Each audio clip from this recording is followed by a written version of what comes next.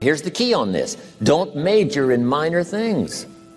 If you take up major time to do minor things, I'm telling you, you'll be behind the curve constantly. Here's what we learn in sales training. What's major time and what's minor time? Here's minor time, thinking about prospects. Here's minor time, making lists of prospects. Here's minor time, keeping books on prospects. Here's minor time, going to see the prospect. Here's minor time, evaluating the prospect after you've been there. That's all minor time. Here's major time, in the presence of the prospect. That's major time.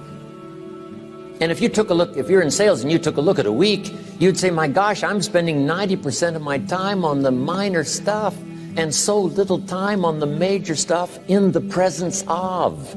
How many hours in the presence of in my day? How many hours in the presence of during my sales week? Because the time that really counts is in the presence of the prospect. Majors and minors.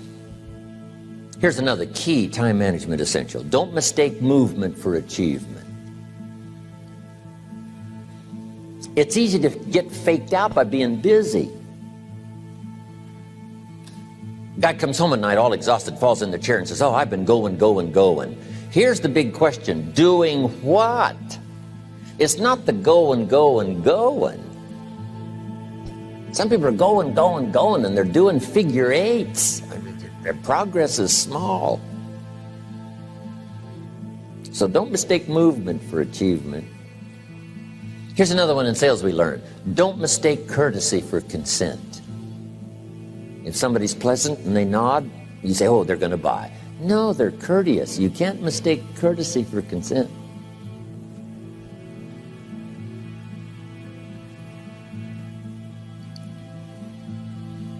Now here's a big one, concentration. I had to learn this. All those years ago, I'm in the shower trying to compose a letter. Found it turns out to be a strange letter. So here's what I learned to do. Save the work till you get to the office. Save the work till you get to the work. Don't try to get to the office on the way to work. On the way to work, enjoy the way. In the shower, enjoy the shower. Then go to work when you get to work. I found this to be helpful. Concentration. Here's another big one. Learn to say no. I'm telling you, in such a social society we have now, it's so easy to try to be a nice person, saying yes to everything. Find yourself overloaded. Now you got to call and make the, well, gosh, you know, all the time it takes to back out of something that you said yes to too quickly. Here's what might be better. I don't think so, but if that changes, I'll call you. Little things you can use not to overcommit yourself. My friend Ron Reynolds says, don't let your mouth overload your back. It's a good one. Now here's a big one on time management. When you work, when you play, don't mix the two. Don't work at play. I used to take my family to the beach and I would bring my briefcase.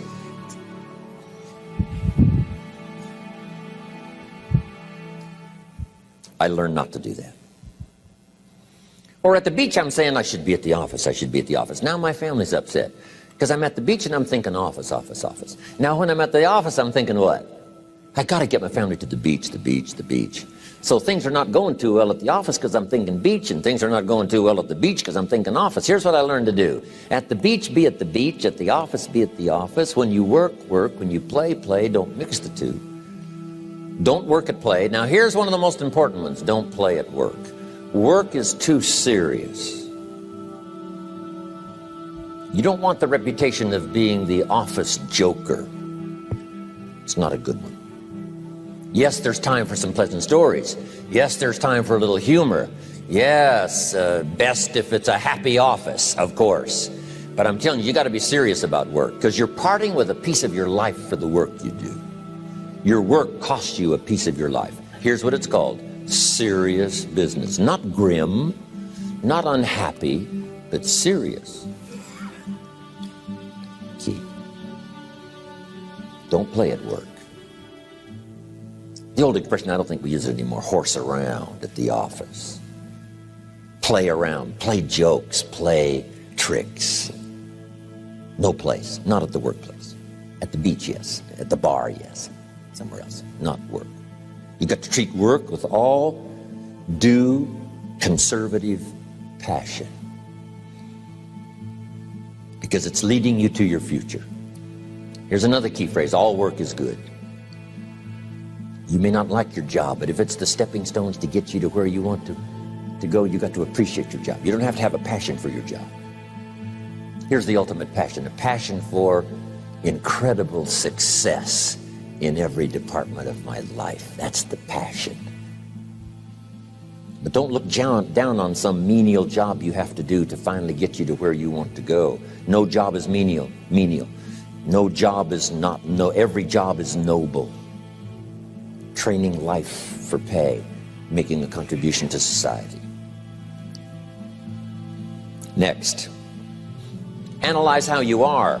And if you have some weaknesses, if you can't, doesn't seem like you can change, here's the key: get it covered. I used to keep promising myself I'd keep the books, keep the books, keep the books. Finally, I gave that up. And back then, it only took me an extra $50, $60 a month for some accountant to keep the books.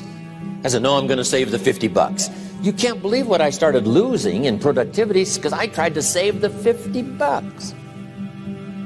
So the key is, a lot of the time you can stay like you are, but just make sure you get it covered. Okay. Next, beware of the telephone and all other systems of communication, especially the telephone at home and systems of communication at home. And here's one of the best lines I've got for you for the weekend: let all communication systems serve you, but don't let them intrude. When it comes time to have dinner with your family, you shut off all systems, unless the ones that can take messages silently. Don't let the phone ring. Don't let anybody intrude, come through the front door nor the back door, nor through the telephone or any other device. So you can't reach John and his family when he's having dinner. The President of the United States couldn't get through. If you develop that kind of a reputation, father, mother, when we have dinner, when we're visiting and have this time with our family, nothing intrudes. So don't let these clever little devices keep intruding. You've got to have a place that's sacrosanct, it's valuable. You don't let anything in for that period of time. Okay. Isn't that good advice? Excellent advice. Here's the next one. Read all the books. You know, I've only got a few notes here on time management, but if you've got some particular challenges, you run a big organization, a big corporation, you've got some challenges, there's plenty of books. Now, here's what's next. Just be more alert to the things that might be stealing your time. Here's why. Time is like capital. You can't let someone steal your seed corn. You can't let someone steal your capital. And you can't let someone steal your time. You must designate your time. And some of the time that you designate, you must not let anyone steal. Casual time, you might let someone intrude and steal a little bit and take a little bit, but not serious time. Key. Next, one of the great time management savers is to learn to ask questions up front. Sometimes you talk to somebody for an hour, and then you ask questions and find out if you would have asked those questions up front, you could have saved yourself an hour. Asking questions up front helps you to get to the problem now. But if you just launch into some discourse, you might waste 30 minutes, waste an hour, when here's what you should have been talking about. After you finished an hour, you say, John, what's really the problem? He said, well, it's something personal. See, that's what you should have been talking about this whole hour. Key. Next, learn to think on paper. Now we're going to take a break. Some ways to think on paper. One, we've covered one. Solving problems. Take it out of your head and put it on paper. Another one is setting goals. Making these lists we've already started. Here's another good way to think on paper. It's a projects book. Each person you're working with and each project you're working on, get a loose leaf binder and a tab and some pieces of paper behind the tab, and do a little continual summary of how it's going between you and that person and between you and that project. I call it a projects book. It is so useful to me. But what's going on between you and this person? When you last got together, what did you talk about? And you got a few notes there. Here's what we talked about the last time we got together. Now when you get together again, you can review that so you'll know better what to talk about. When the president gets ready to travel and he's going to meet some important people, guess what they bring him? All these briefing books. Right? The last time you were with Khrushchev, Kennedy is informed. Here's what he said and here's what you said. Kennedy said, oh, that's valuable. I need to remember that. If a person is important, it's worth a little running account. You might even have a projects book for your children. Here's what's happening between me and my child. We've talked about this, and we've talked about this, and we've talked about this. Next, a day timer. Keeping track of all of your appointments. You know, mine is all filled with, when to catch an airplane and when to do a seminar and when to sit down and have a conference, all the rest. Next is a game plan. If you've got a house and the, insurance is going to come due and some other things are going to come due, you just put it on a spreadsheet and make sure it's taken care of. Key phrase, take things out of your head and put them on paper. And the key is to just experiment with different ways that helps you to do that.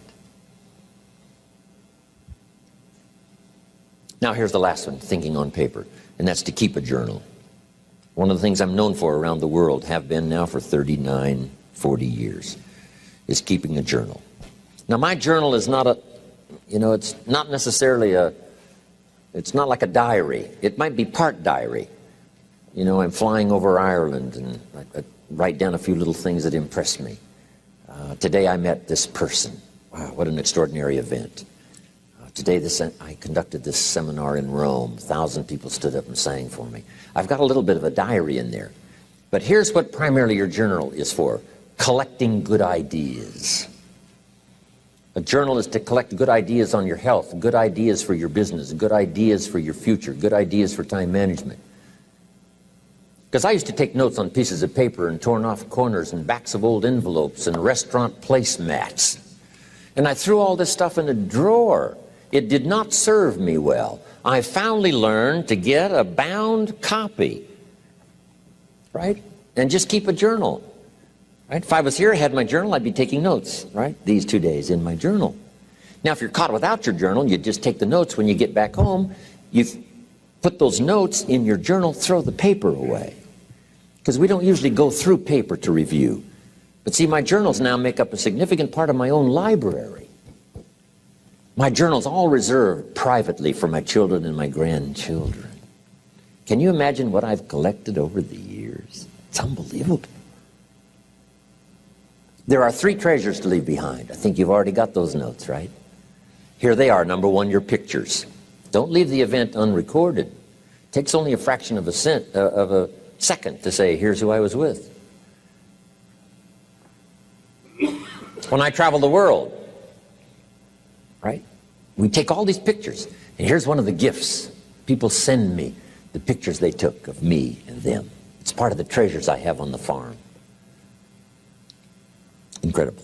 A picture's worth 1,000 words to describe the scene, the emotion, what happened. Say, wow, this was an extraordinary day for me when I met these people. Here's what they told me happened to them when they went to my seminar 10 years ago.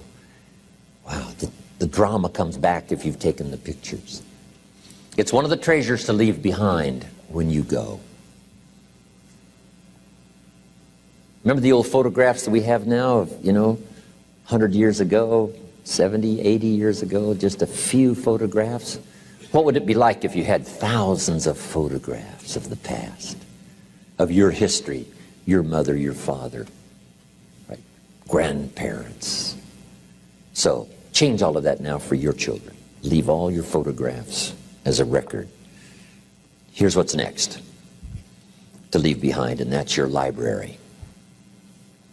The books that changed your life, the books that changed your health, the books that rescued you from oblivion, the books that you passed on to other people, they were so exciting for you, the books that made you financially independent, the books that developed your leadership, the books that gave you wisdom to ponder when things were tough, the books that got you through the winter, the books that helped you to plant in the spring and harvest in the fall. What a treasure to leave behind. If you do that, here's what's for sure. Your books will be more valuable than your furniture.